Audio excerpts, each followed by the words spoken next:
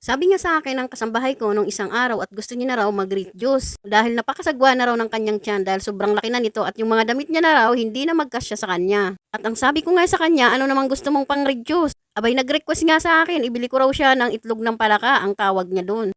Mabisa nga daw pang-reduce yun. Kapag nagugutom ka nga lang daw, ito ang iinumin mo at hindi ka na raw magugutom. Dahil nga sa malakas tong kasambahay ko sa akin, kaya ayun, napa-order tuloy ako. Ang sabi ko nga sa kanya, baka naman pag sumiksi ka, iwan mo na kami.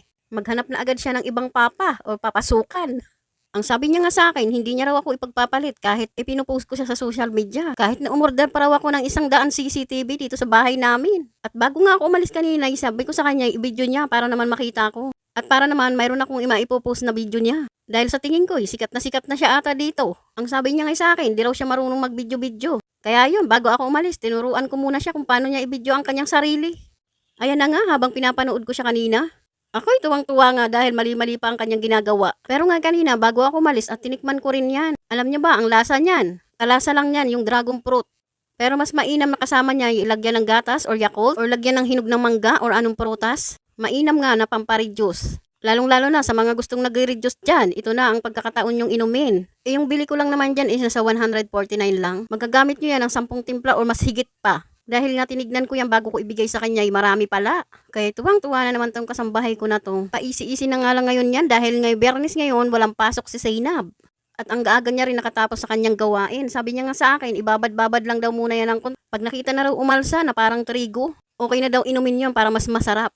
Habang ang hinihintay niya ang pag-alsa ng kanyang iinumin, ito muna, nagwalis-walis muna siya. At napansin ko nga din dyan sa aking kasambahay, mahilig magwalis-walis talaga. Kahit ba na walang kalat, sige, walis niya ng walis. Manarisim niya na talaga yung pagwalis ng pagwalis. Abay, gustong-gusto ko rin yun dahil ganun din ako.